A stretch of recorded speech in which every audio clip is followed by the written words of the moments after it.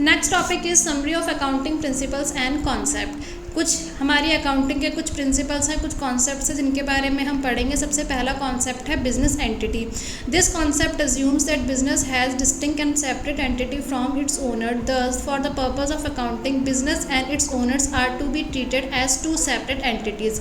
Business entity के अंदर हमें ये अज्यूम करना पड़ता है कि जो बिजनेस है और जो उसका ओनर है, उन दोनों की ही एंटिटी का मतलब होता है पहचान, दोनों की ही पहचान क्या होती है, अलग अलग होती है, ताकि हम अकाउंटिंग को अच्छे से कर सके। इसीलिए दोनों को ही एज अ सेपरेट एंटिटी यानी कि दोनों की ही एक अलग पहचान मान करके अकाउंटिंग के अंदर ट्रीट करा जाता है। यानी कि अगर सपोज करो मैं हूँ तो मेरी एंटिटी बिजनेस में एक अलग होगी और मैं जिस बिजनेस को रन कर रही हूँगी उसकी एंटिटी अलग होगी।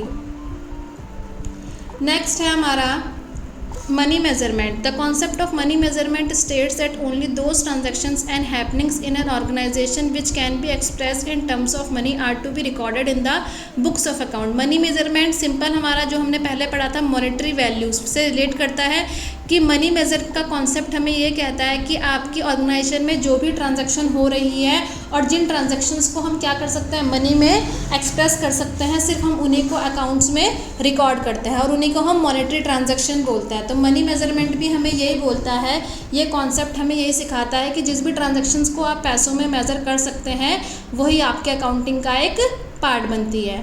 थर्ड हमारा going concern. The concept of going concern assumes that a business firm would continue to carry out its operation indefinitely and would not be liquidated in the near future. Going concern concept बिल्कुल going concern assumption की तरह होता है कि जब भी हम किसी बिजनेस को स्टार्ट करते हैं तो हम अज्यूम करते हैं कि जो हमारा बिजनेस है ये फ्यूचर तक चलेगा और हमारा इसका कोई भी मोटिव नहीं है कि हम इस कंपनी को बंद कर देंगे या फिर इस कंपनी को आगे जाकर बेच देंगे। ऐसा करना ज़रूरी इसलिए होता है क्योंकि हमें जो भी डिसीजंस लेने होते हैं वो फ्यूचर के रिगार्डिंग होते हैं और अगर हम ये सोच लेंगे कि कल हमारा बिजनेस बंद हो जाएगा तो हम कल के लिए यानी कि फ्यूचर के लिए कोई भी डिसीजन अच्छे से नहीं ले पाएंगे। Next is accounting period. Accounting period refers to the span of time at the end of which the financial statement of an enterprises are prepared to know whether it has earned profit or incurred losses during that period and what exactly is the position of its assets and liabilities at the end of that period। क्या कहता है accounting period? Accounting period हमारे समय का वो हिस्सा है जिसके अंदर हम अपनी फाइनेंशियल स्टेटमेंट को प्रिपेयर करते हैं। फाइनेंशियल स्टेटमेंट क्या होती है? जैसे कि बैलेंस शीट हो गया, प्रॉफिट एंड लॉस अकाउंट हो गया, जो कि हम आगे जाकर सब कुछ बनाना सीखेंगे। तो जब हम इनको प्रिपेयर करते हैं ताकि हम ये पता कर सकें कि क्या हमें प्रॉफिट हुआ है या फिर हमें लॉस हुआ, एक पर्टिकुलर पीरियड ऑफ टाइम है, जिससे कि हमें क्या पता लगता है कि हमारी एसेट्स की और हमारी लायबिलिटीज़ की बिजनेस में अंदर पोजीशन क्या है। एसेट्स क्या होती हैं, लायबिलिटीज़ क्या हो चुकी हैं, वो भी हम पहले पीछे बेसिक टर्म्स वाले टॉपिक में क्लियर कर चुके हैं। तो अकाउंटिंग पीरियड क्या हो गया? अकाउंटिंग पीरियड समय एक टाइम हो गया जिसके अंदर हम ये देखते हैं कि क्या हमारी बिजनेस की पोजीशन है। जो हमारा अकाउंटिंग पीरियड होता है वो कहाँ से स्टार्ट होता है? वो 1 अप्रैल से स्टार्ट होता है और 31 मार्च पर ख़त्म होता है।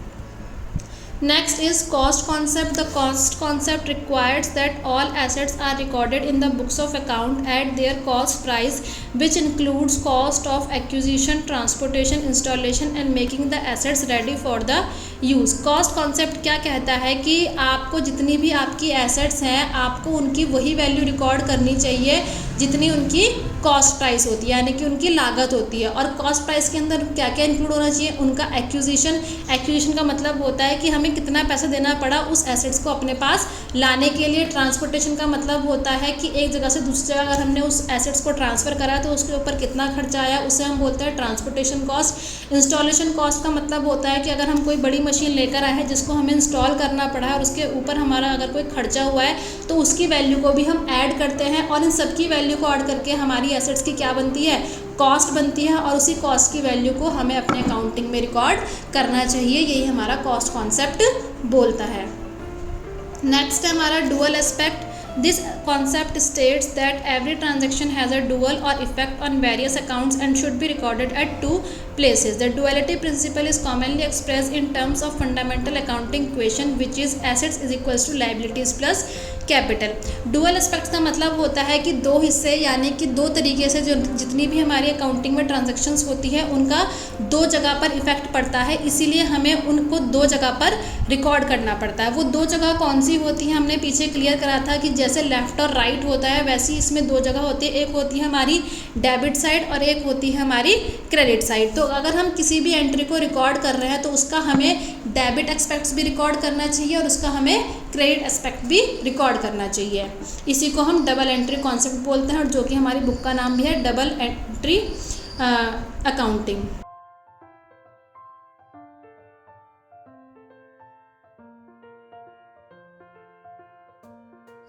Revenue recognition. The concept of revenue recognition requires that a revenue for a business transaction should be considered realized when a legal right to receive it arises. यानी कि रेवेन्यू रिकॉग्नाइजेशन ये बोलता है कि आपको अपने रेवेन्यू को तभी रिकॉर्ड करना है, यानी कि तभी उसको कंसिडर करना है जब आपके पास कोई लीगल राइट आ चुका है, यानी कि किसी ने आपको मुंह से बोल दिया कि हम आपको कल पैसे दे देंगे या फिर आपके पास पैसे आ जाएंगे, उसको हमें अपनी अकाउंटिंग में रिकॉर्ड नहीं करना है जब तक कि हमारे पास कोई पेपर वर्क नहीं आ जाएगा या फिर कोई एक ऑफिशियल स्टेटमेंट नहीं आ जाती है कि हाँ आपको पैसे मिल जाएंगे या फिर आपको पैसे मिल चुके हैं। तभी हम क्या करते हैं अपने रेवेन्यू का मतलब क्या होता है, पैसों का आना, कि हमने कितना पैसा कमाया, यानी कि हम सिर्फ उनको तभी रिकॉर्ड करेंगे जब हमारे पास कोई लीगल राइट होगा, कोई लीगल डॉक्यूमेंट आएगा। उससे पहले अगर किसी ने ऐसे मुंह से बोला कि हम दे देंगे या आपको तब मिल जाएंगे तो उसको हम रिकॉर्ड नहीं करते हैं।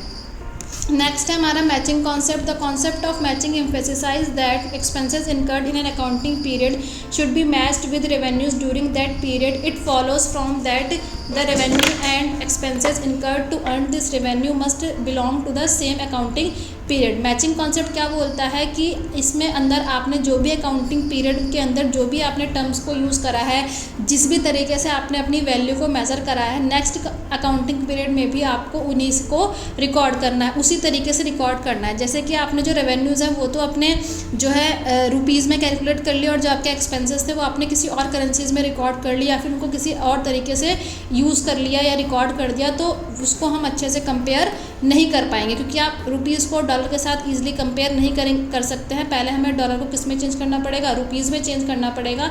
तो मैचिंग कॉन्सेप्ट यही बोलता है कि आपकी जो भी रेवेन्यूज़ हैं या फिर जो भी आपके एक्सपेंसेस हैं, आपको उनको सेम वैल्यूज़ में और सेम तरीके से रिकॉर्ड करना चाहिए ताकि आप उनको कंपेयर कर सकें, क्योंकि हमारे रेवेन्यू और एक्सपेंसेस को ही कंपेयर कर करके ये पता लगता है कि क्या हमारी कंपनी को प्रॉफिट हुआ है या फिर हमारी कंपनी को लॉस हुआ है।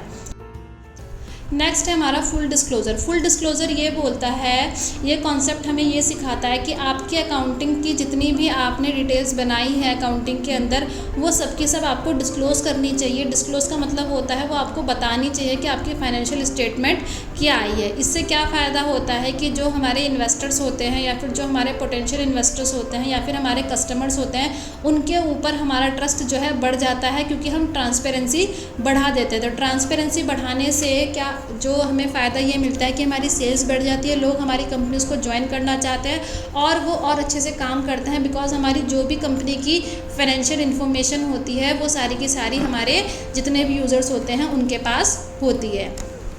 नेक्स्ट है consistency. This concept states that accounting policies and practices followed by enterprises should be uniform and consistent once the period of time so the results are comparable. Consistency हमने भी consistency assumption में भी पढ़ा था पिछली video में कि consistency हमें ये बताता है कि आपने जो भी पॉलिसी को यूज़ करा है, जो भी मेथड को यूज़ करा है या फिर आपने किसी भी काम को करने के लिए जो भी तरीका आपने एक बार यूज़ कर लिया, आप अगले साल भी या अपने आने वाले समय में भी उसी तरीके से अपने अकाउंटिंग को करना चाहिए। क्योंकि अगर हमने एक साल एक अलग तरीका अपनाया और अगले साल हमने एक दूसरा तरीका अपनाया अकाउंटिंग करने के लिए, तो हम ईजिली जो है अपने डाटा को कंपेयर नहीं कर पाएंगे, यानी कि हम अपने इस साल के प्रॉफिट या लॉस को पिछले साल के प्रॉफिट एंड लॉस से ईजिली कंपेयर नहीं कर पाएंगे, क्योंकि हमने पिछले साल कोई अलग प्रोसीजर फॉलो करा था और इस साल हम कोई अलग प्रोसीजर कर रहे हैं। तो कंसिस्टेंसी हमें यही सिखाता है कि अगर आप कंसिस्टेंसी फॉलो करेंगे तो आप अच्छे से जो है ग्रो कर पाएंगे, लेकिन अगर आपने कंसिस्टेंसी फॉलो नहीं करी है तो कभी आप ग्रो करेंगे और कभी आप डाउन जाएंगे।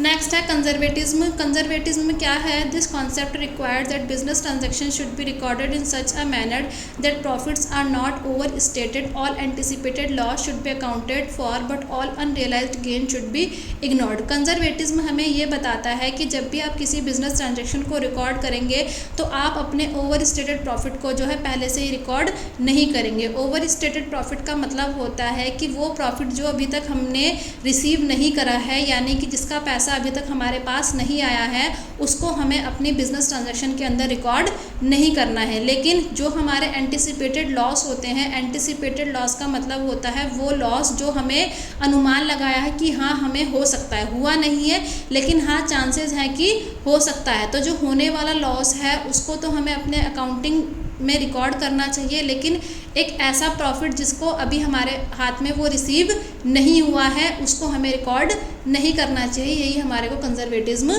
बोलता है कि आपका जो आने वाला प्रॉफिट है आप उसको रिकॉर्ड नहीं कर रहे हो, लेकिन जो आपका लॉस है जिसको आपको लग रहा है कि वो आपको लॉस हो सकता है उसको आपको रिकॉर्ड पहले से ही कर लेना चाहिए। नेक्स्ट है materiality. This concept state that accounting should focus on material facts if the item is likely to influence the decision of a reasonable prudent investors और creditors, it should be regarded as material and shown in the financial statement. Materiality concept हमें ये कहता है कि आपको material facts के बारे में भी अपने अकाउंटिंग इन्फॉर्मेशन में लिखना चाहिए, यानी कि आपका हो सकता है कि हमारे कुछ फैक्ट ऐसे हों जिनको हमें नोट करना चाहिए ताकि हमारे जो इन्वेस्टर्स हों, जो क्रेडिटर्स हों, उनके डिसीजंस क्या हो सकता है उस टॉपिक से इन्फ्लुएंस हो सकता है। तो हमें उसके अंदर अपने सारे मटेरियल फैक्ट्स को भी, अपने अकाउंटिंग इन्फॉर्मेशन हम जब भी बनाएं तो उसके अंदर हमें अपने मटेरियल फैक्ट्स के बारे में भी लिखना चाहिए। Next, objectivity. According to this concept, accounting transaction should be recorded in the manner so that it is free from the bias and accountants. Objectivity का मतलब होता है कि आप जब भी अकाउंटिंग ट्रांजैक्शंस को करें तो जो भी आपका अकाउंटेंट है, जो भी पर्सन है उसे रिकॉर्ड कर रहा है, आपको उसे इस मैनर में रिकॉर्ड करना है कि जो भी आपने रिकॉर्ड करा है उसके पीछे आपका कोई क्या होना चाहिए, एक एविडेंस होना चाहिए। ऐसे नहीं है कि आपने जो भी आपके मन में आया आपने वो अमाउंट रिकॉर्ड कर दी या फिर वो ट्रांजेक्शन रिकॉर्ड कर दी, नहीं, ऐसा नहीं होना चाहिए। ऑब्जेक्टिविटी कॉन्सेप्ट यही बताता है कि आपकी जो भी आपने एंट्री करी है वो फ्री फ्रॉम बायस होनी चाहिए, यानी कि उसमें आप अपने अंदर से या फिर अपनी मर्जी से उसमें कोई भी वैल्यूज़ नहीं लिखें।